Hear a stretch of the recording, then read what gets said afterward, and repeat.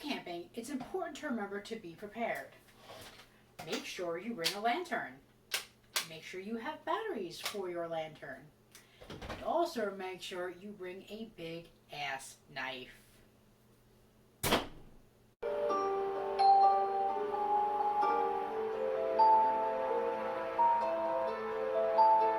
Welcome back to 31 Days of Halloween. Today we are going to be talking about a double feature that I did, my first double feature, for the movies Cabin Fever. So we have Eli Roth's first version of the movie, which was in 2002, and then we have the remake that was done, I think it was 2011. He was still on as like a producer and a writer and a screenplay writer and some other stuff. But the movie was directed by someone else. Sorry, Eli Roth, you are one of my favorite actor, director, writer people, but I think the remake was a lot better than what you did. Sorry. So we're going to talk about the original one and the remake kind of at the same time. Because for the most part, the original and the remake are almost exactly the same, shot for shot, line for line. The biggest difference in the two movies is how they end. So both movies start with these groups of college kids, and they're going out into the woods after finals to kind of decompress and have a good time, get drunk, do whatever it is college kids do. And once they get out there in the woods after some weird stuff happens in the beginning, crazy, goofy chaos ensues. It's a lot goofier in the first one than it is in the second one, the remake, and I'm not sure if it's because of the overall tone of the movie, if the actors were taking their roles more seriously and not trying to be as goofy, but whereas the first one I found to be kind of incomprehensible at times as to why certain things were done. Even though it did have some good gore, some good creepy moments, it was kind of offset, not even kind of, it was offset a lot by how goofy and just kind of out there this movie was. Like, it was trying to take from every trope and every genre of horror and just mush them all together and just ran with it. And I kind of feel that was maybe the point of the movie, which is fine, but at the end of it, me and my friend who watched it together, we kind of sat there and were like, what on earth did we just watch? Whereas the tone of the remake, the second, or I guess I can't say the second one because there is a sequel. I'm not sure if that's to the original or to the remake, but the tone of the remake is a lot more serious. The characters don't seem as goofy, even though they do make some of the same stupid jokes. They're not acting as goofy as they did in the first one. They both have that aspect of horror, like that body horror, where you have like the transmission of this unknown virus. So in the very beginning of both of them, you see this guy come up with a rabbit, and he's like trying to get his dog to eat the rabbit, and the dog is not responsive. In the first one, you can tell that it's a stuffed animal, the dog's not real. And then, I don't know if this was them trying to make a joke about that, but the dog looks even more fake in the second one. The only reason I can think of is that they were just trying to kind of make fun of the fact of how fake it looked in the first one. They also call the dog Pancakes, which was a nice callback, and very funny for back to the original Cabin Fever. So this guy comes up and he's trying to get his dog to eat this rabbit, and then he realizes the dog's dead, and that's where he gets this virus from, or this infection, this parasite, whatever it happens to be. And then you cut to the teens. And their body horror is even a little worse than what the hillbilly went through. The hillbilly seemed to kind of just have it like all over his body. But the teens, as they contracted, and I don't know if this is hearkening back to it probably is, the horror tropes of the 70s and the 80s, where the teens who had sex or did drugs or they drank, like, those were the first ones to die. So I get the feeling that it was kind of done on purpose, that all of these teens, the parts of their body that this disease usually seems to manifest at first is in their crotch area, um, which is probably like playing with that trope of, oh, don't have sex because then you die. Every time I say that or think about that, I think about the Mean Girls quote with the gym teacher where he's like, do not have sex because you will get pregnant and die. And some of the other horror tropes that you find are like the incompetent police. The police people, or Winston, is incompetent in both the first one and the remake. Um, they also find every single creepy neighbor possible, even though they're supposed to be out in the middle of the woods. They come across, I think, 2 or 3 other people um, who are just kind of creepily hanging around, doing what these kind of side characters do in horror movies, and just piling on with the tropes there. And you have the whole thing where they all turn against each other, which always happens in these kinds of things. You see it in a lot of movies that this made me think of, which were The Thing, the one from 1982, Dreamcatcher, and then Evil Dead. In all of those, all the characters, especially Evil Dead and The Thing, there's some kind of virus or parasite that's infecting people. They don't really know what it is, and they're turning against each other because they don't want to get it. They don't know where it's from. Nobody can agree on what to do. And then Dreamcatcher, because you have these guys, these friends that are out in the woods, and they get infected by this alien, and they don't know what's going on, and they're trying to like keep their infected friends away while also trying to figure things out. So this reminded me a lot of those movies. So maybe those were some of the movies that Roth was trying to pay homage to. I guess it worked because that's what I thought of. But this was like those movies on a significantly lower budget, and if they weren't being taken seriously. In the first one especially, I felt like the woman in the opening scene of Jaws, where she's on that rope and you think the shark is attacking her, but it's just a rope jerking her back and forth.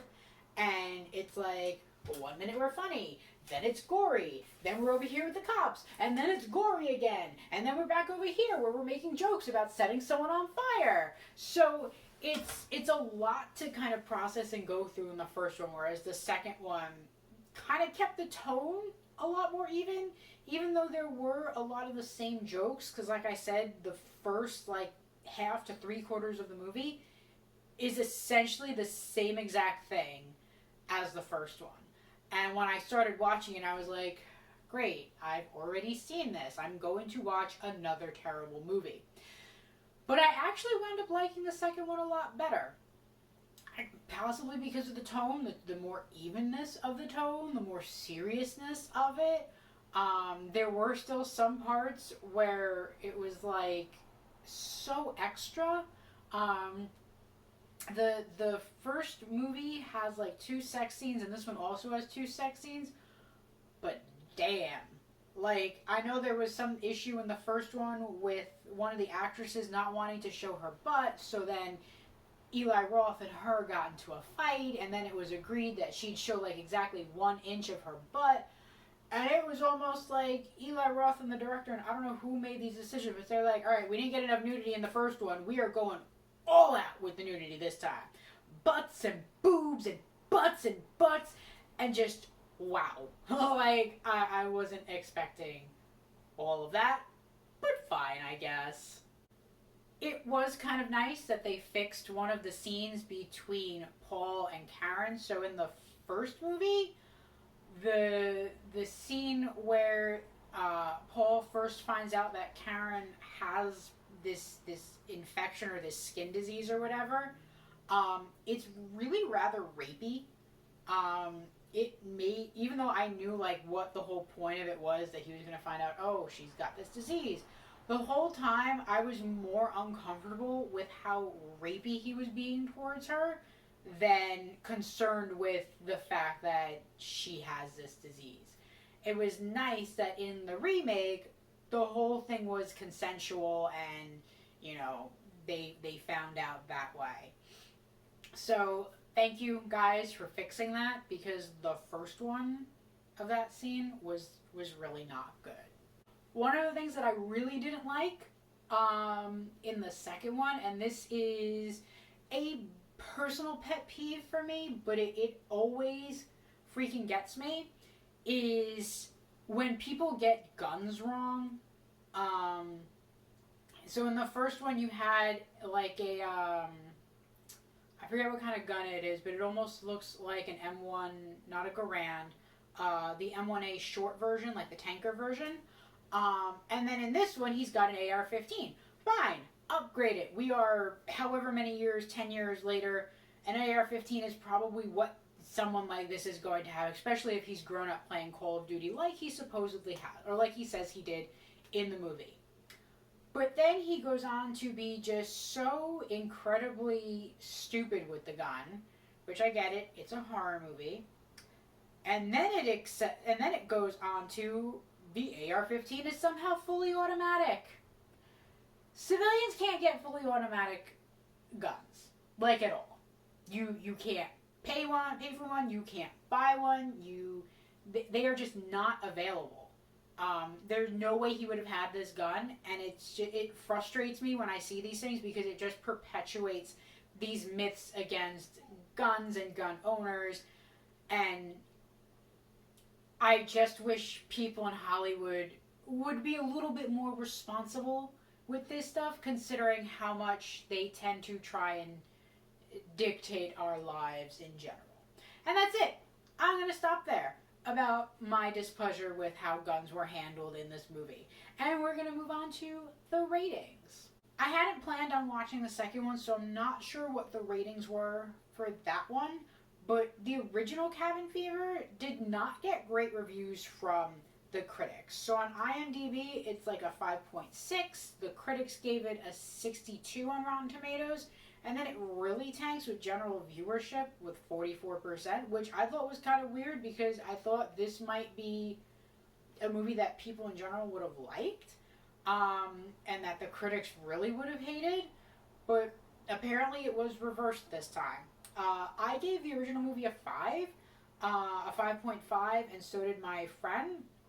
I would give the newer one probably a 6.5, because it cleaned up some of the issues that were in the first one. It felt less like we were being jerked around, and like it had picked its genre, and that's where it was going to be. That one felt a lot more like The Evil Dead, in the seriousness, or the attempted seriousness of the tone. So we are going to be moving on to the spoiler section of this. And it'll be the same pretty much for both movies, even though they ended slightly differently. So if you haven't seen either of them and are interested in doing so, dip out now. But make sure you like, comment, share, and subscribe. And I will see you in the next video. For those of you who are hanging in there, it is time for spoilers. So the difference is in how the movie ends. Paul in the first one kind of gets his comeuppance from Winston after he knocks Winston out. Whereas in the new one, or the remake, he dies in the woods and the creepy bunny kid pops up. And I know that that's supposed to be a callback to the first movie. But I loved what they did with that, where he's just kind of... And like, that is actually one of the creepiest parts of the movie, because the kid bit... Bert, and like they were going to take him to the hospital, but now here he is in the bunny mask, like staring at Paul's dead body, and I'm kind of curious. Just saying the word bunny, or the words bunny mask, makes me think of Donnie Darko, although they don't say bunny mask in there, but Donnie has this exchange with the rabbit where he's like, "Why are you wearing that stupid rabbit suit?" And the rabbit's like, "Why are you wearing that stupid human suit?" So I don't know if they necessarily took the idea of the bunny mask from there. I'm not even sure if Donnie Darko came out. Donnie Darko definitely came out before this movie. But anyway, we're not talking about Donnie Darko. The ending of the remake was also a lot more dramatic. in that they show the police coming in and like wrapping everything up. They're getting rid of the bodies. They find the body in the reservoir, and then someone who I assume is like Karen's friend finds the pictures that she's been uploading while at the lake, and some of them include like the rash that's on her leg, and then her face, and then Paul putting the shovel into her head. And I thought that was a neat callback to the beginning when Karen was like, oh, like, they won't upload now. Like, they'll upload eventually. It'll just be slower. So they did upload. I wonder if they were kind of trying to set that movie up for a sequel and maybe it just didn't happen. Because I can see the girl who saw those pictures being like, I gotta go find out what happened to my friends because look at these crazy pictures, and then going out there like a cover up with the local police, and or maybe the whole town is just infested with this virus infection thing and everybody's dead. I don't know, maybe it'll be a Raccoon City sort of thing. I don't know. Just kind of extrapolating and going crazy with those ideas. So, if you are a fan of Eli Roth, as much as I want to say, like, don't watch the first one because it's not necessarily worth it, I'd watch it just to see, like, Eli Roth being a weird hippie sort of dude with his dog. But the second one is better. So, it's up to you. Make your choice. I sat through the double feature so I could share this information with you guys. So, whatever you choose, I hope you enjoy it. I hope you come back for the next video in this 31 Days of Halloween series. And I will see you guys in the next spooky video. Ooh. If you've been wondering why I chose to wear a Figment shirt for this video, it's because I can.